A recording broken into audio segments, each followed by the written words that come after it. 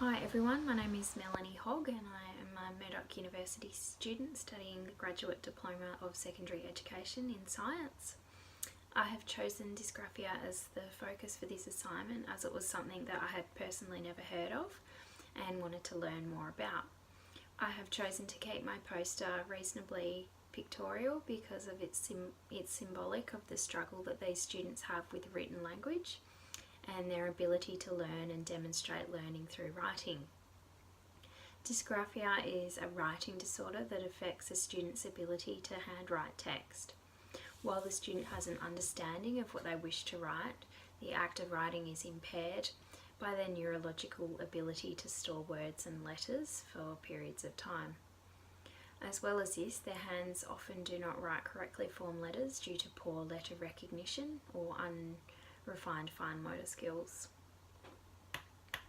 To correctly form letters when writing requires students to use a complex set of motor and information processing skills, whereby information needs to be organised in the brain, but also the brain needs to tell the muscles in the hand and the fingers to form those ideas through writing.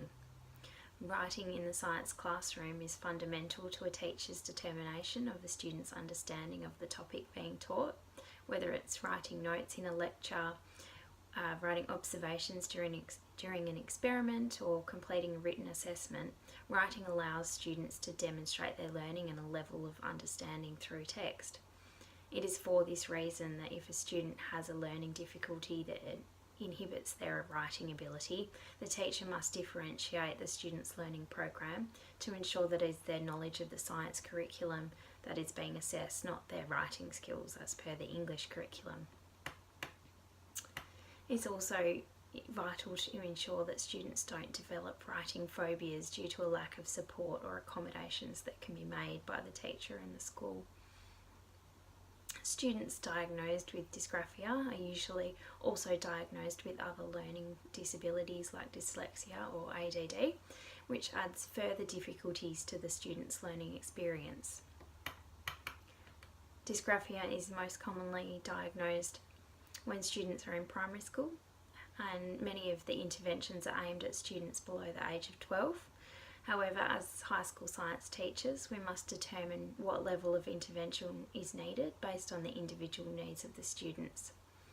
The development of an individual education plan in consultation with the school, family and the medical professionals will ensure that a student's individual needs are addressed and that the remediation techniques are continued at home as well as at school.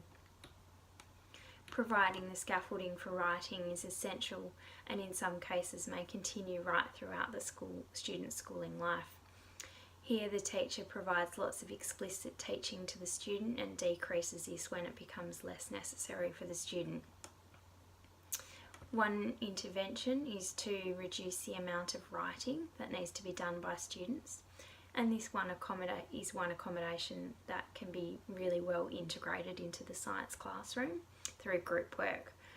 By allocating a task to a group, the teacher will be able to allocate roles for students in the group, and these roles might include the leader, the organiser, the scribe and the experimenter, with particular emphasis on who you provide the particular roles to.